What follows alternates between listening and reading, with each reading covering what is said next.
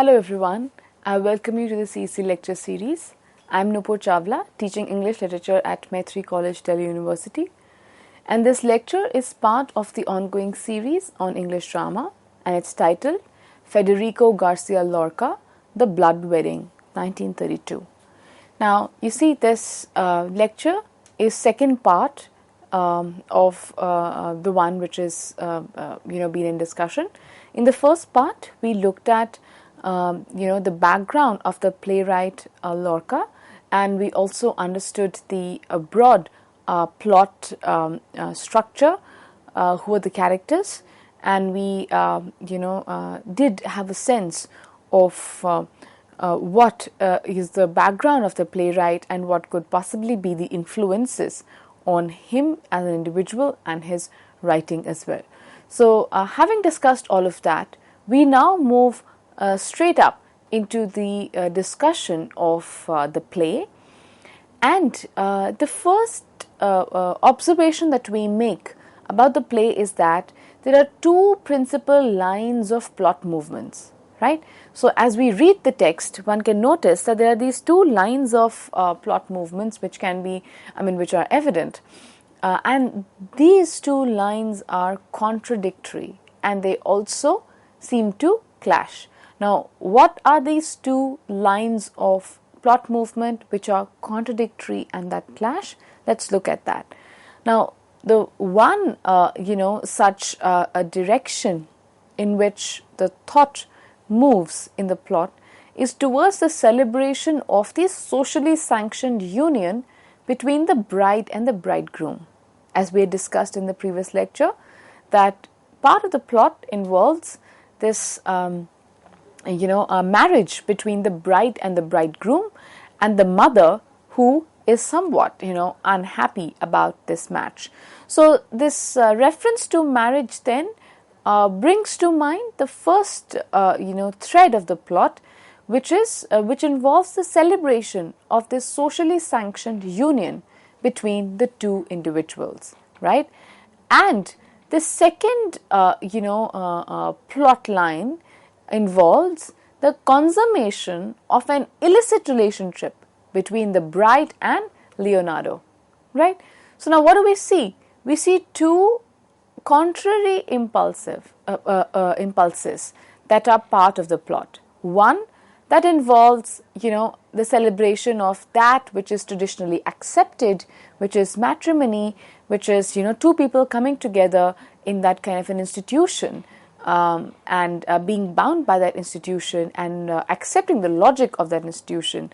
On the other hand, we have those tendencies as well, whereby there are efforts being done, efforts being made in order to consummate or to bring to its logical conclusion the illicit or the immoral or the unsanctioned relationship between the bride who is about to get married and his lover who is already a married man. So tradition versus let's say the non-traditional. These two contradictory plot lines are quite evident in the text that we see, right? Now we see that, in the play, that it's the bride who suffers this contradiction acutely inside of herself, most obviously, right? Because on the one hand, one reality of herself is that she has consented to marry this person who is referred to as the bridegroom, but then at the same time, inwardly, she's still very much in love with Leonardo, his lover, who's a married man. So the bride then becomes that site where one can say that these two principal lines of plot movement, conflict the most, as noticed by the reader. Now, you see, the fact that these conflicting forces exist in the play, that itself suggests, or that, let's say, becomes one of the reasons we notice a tragic potential in this play, right?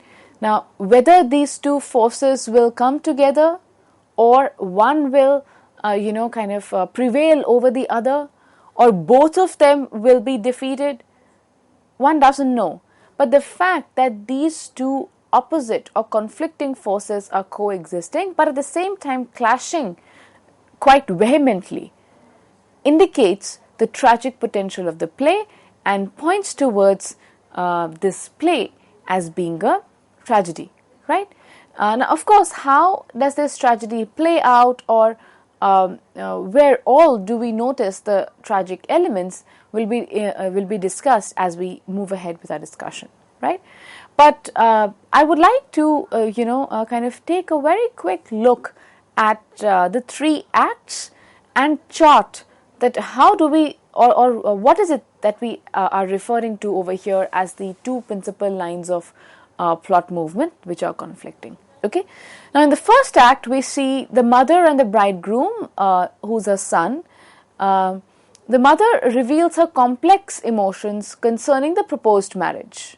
All right, so this is of course the first part of the thread, where the mother is uncomfortable with the proposed marriage with the bride. Now, in the same act, we notice Leonardo appears, and the news of the bride's impending marriage provokes a sullen and an angry mood in him. So while the mother, is a character associated with the traditional institution of matrimony, Leonardo is associated with the opposite, thought impulse in the text, which is what? Which is the idea of, illicit relationship. And both of them are introduced right at the outset. Okay. Now, we also notice that in the first act that there are negotiations of the wedding agreement, which are held between the mother's, the bridegroom's mother and the father of the bride. All right. Now, the personal qualities that the father praises in his daughter while discussing the possible marriage, or while basically telling the mother why his daughter is agreeable or why his daughter is a fit match, the qualities that he talks about, or the qualities that he praises in his daughter are those of a household servant and a bearer of offspring. So he looks at his daughter as quite efficient in these two things, that she will bear the children, she will bear healthy kids, and also she will take care of the household quite efficiently. So you see, we notice that, there's something quite odd in the approach of the father towards his own daughter over here, right? And in the same light, we also notice that the bride is submissive, and she's also kind of dutiful in the presence of the mother, her father, and the bridegroom. Okay? Now, she doesn't really speak up. And later, then, while she is submissive in front of everyone, but later on when she, kind of moves away, she's incredibly frustrated and she's incredibly angry, and she bites her own hand in anger and frustration, right? So this tells us that, while there are these two opposite impulses working in the text, at the same time, the situation of the bride, the situation of this young girl, in connection with what her father feels or thinks of her, of her qualities, that also points towards another tragic element. So the tragedy is not just in that kind of a, contradiction in these two kinds of, coming together of people, which is the conventional one in marriage and the non-conventional one in the illicit equation. But at the same time, even the father's, response over here seems to bring out a very sorry state of affairs, where the woman is, seen as a bearer of children and somebody who's just efficient at managing household, and she also doesn't have, let's say, apparently the agency to express herself, to assert herself quite fully, and she remains frustrated, right? So that's the first, kind of act which shows us these two contradictory plot movements that we have been talking about. Now, if you move to the second one, the second act has the scene between the bride and Leonardo that is filled with bitter accusations against one another for their respective marriages. Now, again, this involves the second plot line or the second impulse, which is what? The illicit relationship between the two, that is the bride and Leonardo, and both of them are incredibly bitter about each other's respective partners, and that's how the second act begins, right? So this exchange also between the bride and Leonardo, this conversation between them, is charged with an erotic energy that makes their separation seem unbearable and unnatural. Now you see, this is another, this also carries another kind of a tragic element, that both of them are part of an illicit equation, both of them have their respective partners, but at the same time they are so drawn, and of course the presence of those partners is discomforting. At the same time they are kind of drawn to one another, and what a tragic situation that is. So you see, we notice that the tragedy in this play plays out not just through these two opposite impulses which coexist and they clash in the play, but also through these minor elements that we know that we just now talked about. Now the rest of the action in the second act takes place outside the bride's house, which has the wedding celebrations going on, right? Now these celebrations, or this festival quote unquote of the two people coming together, it serves as an increasingly ironic background, and it also kind of gives an impetus to a most compelling movement of the dramatic plot as well, that is, towards the action that will in some way resolve the lovers' situation. Okay, so now why is this wedding celebration ironic? Because of course, at one level, people are celebrating the coming together of the bride and the bridegroom, but quite the contrary, are they really coming together? Not really. The bride, her heart, her allegiance lie elsewhere, right? So now in this ironic background, the bride runs away.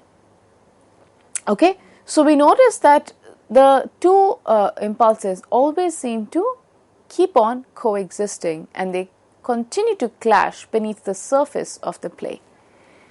Likewise, if we examine act number 3, from this perspective, we see that in the third act, which is the last act also, as well, Lorca abandons the realism of the first two acts in the favor of a supernatural exploration. Remember, we were talking in the previous lecture about the woodcutters, about death appearing on stage in the form of a beggar, about the moon coming up on stage, right? So these of course are what? They are symbolic elements, right? And very far from realistic ones.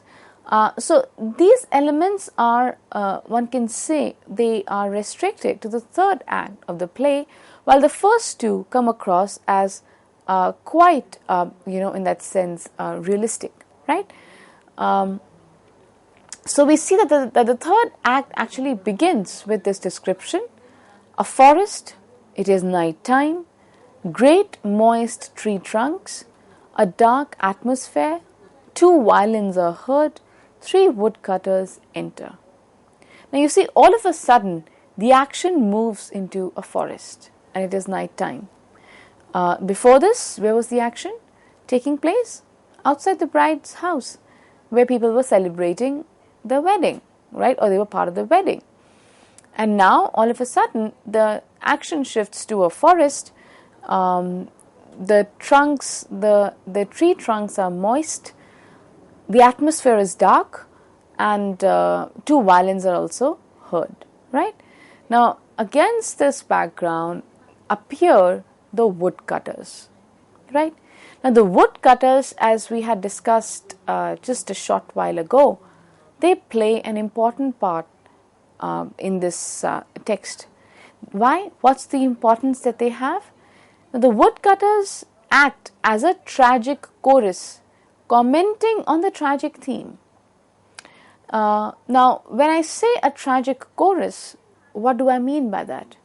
Chorus is, it was actually a quintessential part of Greek tragedy, where it comprised, a group of characters coming together, singing and dancing, and through that singing and dancing they would reflect upon whatever has happened in the play so far, right? So that was the purpose of the chorus.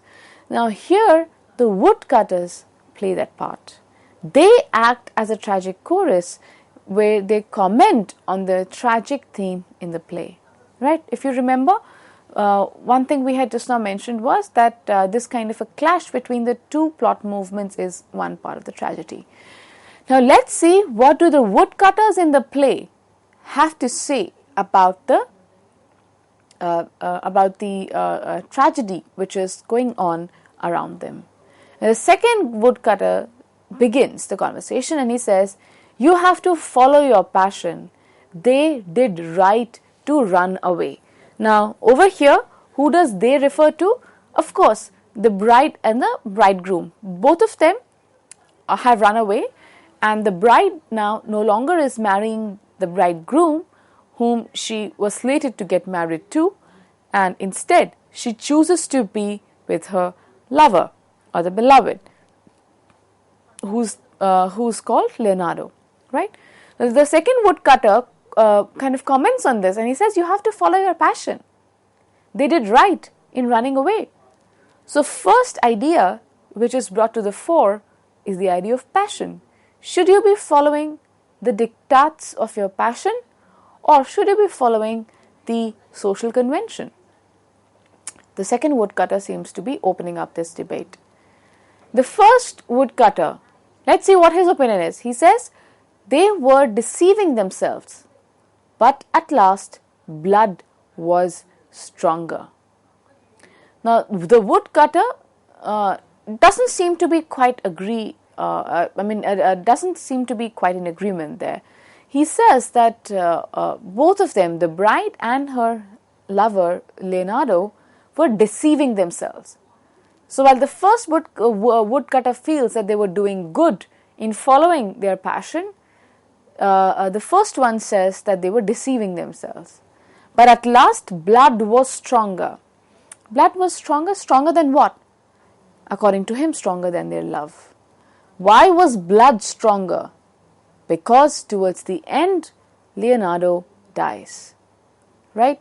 So their love, that was apparently quite strong, did not prove strong enough in front of the idea of revenge, the idea of honor, which also was involved in the situation. And that's why the first woodcutter says that at last blood was stronger. The third woodcutter says blood. And the first one says, you have to follow the path of your blood. Now you see, the word blood now starts to appear so much in the utterance of this tragic chorus, right? The first one says that blood was stronger, and then the next reference comes in where the first woodcutter says, you have to follow the path of your blood. The second woodcutter says, but blood that sees the light of the day is drunk up by the earth. The first one says, what of it? Better to be dead with the blood drained away than alive with it rotting. Now you see, we very clearly notice over here that the word blood acquires multiple meanings. But very clearly we notice that how the woodcutters are commenting on what has happened, and they carry multiple perspectives, or they embody different perspectives on the dramatic action. First perspective is that what the two lovers did, that is Leonardo and the bride, was great because they were following their passion. The second perspective is that no, it was not great. They are deceiving themselves. A third perspective is that you have to follow the path of your blood, which means your bloodline, right? Fourth is that better it is better to be dead with the blood drained away than alive with it rotting. So means that it is better to face the violence which is a result of one's own let's say transgression or or courageous act instead of leading a very cocooned, traditionally defined life. So you see, the woodcutters then, that's how they act as or that's how they function as the tragic chorus in the play, because they not only comment on what has gone before, but their utterances also seem to dramatize these different perspectives which are bubbling under the surface of the text. All right. Now, from there we come to the other important part, which is the significance of blood. So while we have noticed the tragic elements, which play out in two ways, through the contradictory impulses of the plot line and also through the tragic chorus. Next we come to the idea of the blood, right? And how this word, which also appears in the title of the play, acquires a particular significance, and that too significance which is of multiple dimensions. Now let's explore that through the course of the action of the play, what all meanings does this word acquire? Okay. Now, what's blood? Blood foremost is that which relates individuals as groups of kin, as families in a bloodline, as we were discussing just now. The moment I talk about blood, what I also think of is family. What I think of is a blood relation. What I think of is kinship. What I think of is bloodline. And in this play, of course, the idea of kinship matters a lot. Why? Or is quite significant. Why is that? You see, because we notice that, the bride is choosing to not go with the man that has been decided by her own father. She chooses to settle with her own lover. So the idea of allegiance to one's bloodline, the idea of allegiance to one's kin for that matter, and how family then plays such an important role in the life choices of human beings on a lot of occasions. And when family becomes an important part, what happens? That is very significantly captured in the play, right? Second, blood also refers to the inevitable violence of the conventions of honor and revenge in this society where clan justice still prevails. Now you see, blood also, it reminds us of the violence of conventions, of honor and revenge. Now, the fact that bride has run away with Leonardo, what happens? The men, they clash. Why do they clash? Because for the idea of honor, for the idea of revenge, or wanting to, effect revenge in that situation. Why is that? Because the bride, who was supposedly entering their family line or their, group of kin, now is taken away by someone else. So that leads to inevitable violence, right? And that brings in the question of honor as well. And we also see that, if you remember, we had said that, the mother is hesitant for this match because the prospective bride has connections with the Felix clan that was responsible for the murder of her own husband and the elder brother. So you see, this idea of murder, violence is quite at the center of the play, and that's where also the word blood derives its significance. Now, a third significance of this term is that, when we look at blood as an elemental, instinctual force of life. Now, what is this elemental force of life?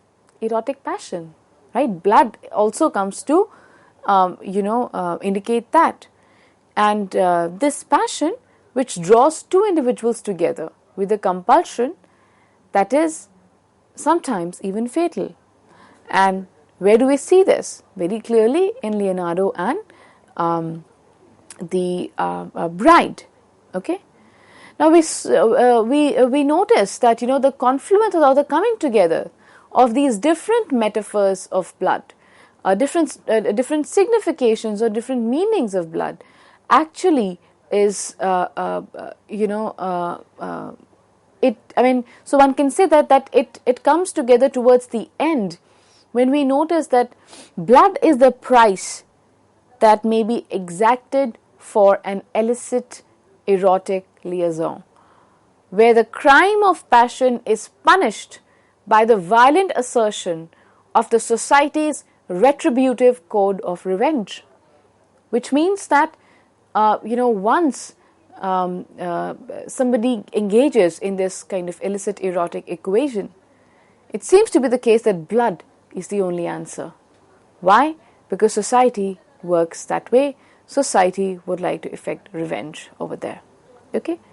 So therefore, we notice that, the idea of kinship, the idea of family, the idea of union, the idea of erotic love, the idea of traditionalism, the idea of unconventionalism, and the question of society. All these themes and issues come to the fore in this text. And we now move on to making the last point, that how we also notice that there's some kind of a uniformity of destiny within the women characters in the play as well. Now you see that the three women are brought together at the end on white stage, and they symbolically become one.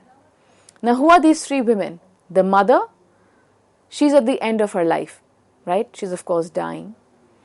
And she's alone. Why? Because her own husband has been killed by the Felix clan. Then we have the second woman, that is the bride. Now she is in the beginning of her womanhood, while the mother is towards the end of her womanhood. The bride is in the beginning of her womanhood, and she is widowed on her wedding day itself. And she also is alone, because she loses her lover Leonardo, and she also loses the prospective husband.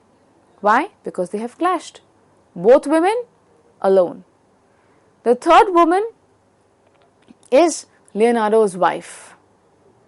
Now she is somewhere in between the state of the mother and the bride. She of course is not at the end of her womanhood like the mother. She is also of course kind of not really starting off her life as a bride, but somewhere she is a wife and she lies in between, right? So now the uniformity of the destiny, but we notice what? That towards the end, all these three women are rendered alone. Now this commonality of destiny of women, which is kind of played out in the text, seems to be quite telling. What does it tell us? That perhaps they are subordinated to men, as daughters, as wives, and without their husbands, fathers and sons, they feel that sense of being alone, that sense of emptiness. And how, the idea of being with another man or being with the other woman is quite central to this society, right? So the question of women in that sense then, becomes quite important here in the play. And Lorca seems to see them as tragic victims too. Therefore, they are the people, like these women are the people who suffer most acutely from the contradictions of time, when emotions are in crisis and when actions produce just the opposite of that which they had envisioned, right? So why are these women tragic victims or tragic figures? That's because, we notice that even the plot contradictions, the tragic, elements, they seem to somewhat climax in these women, because they are the ones who, are at the receiving end, and they are the ones who live to see this, reality of men having been dead and them being alone. So they are somewhat tragic victims in such a society. Now, if we would have noticed Or if the playwright would have shown these women as, starting their life again, moving forward, being optimistic, and going beyond the conventions of society, then of course the perspective would have been slightly different. But here, what plays out is the fact that how women somewhere are also tragic victims of the society, right? So in this lecture, we have looked at three important parts or three important elements. First, we've seen how the two lines of plot are contradicting and they seem to clash beneath the surface of the play. And this contradiction is basically between the socially sanctioned union in marriage and the unconventional throes of passion in illicit love affairs. Second, we've seen that how the woodcutters, form the tragic chorus, and tragedy is played out in different ways through the theme of love, through the theme of family, through the theme of bringing or coming together of individuals. So that is the other thing that we discussed. Third thing, we talked about the importance of the word blood to the meaning of the play. And fourth, we looked at how women also somewhere contribute to the tragic element of the play, not just the idea of convention and non-convention, but even women as well. Now, I really hope that you will go back, read the text again in the light of these observations and make still better sense of it. Thank you.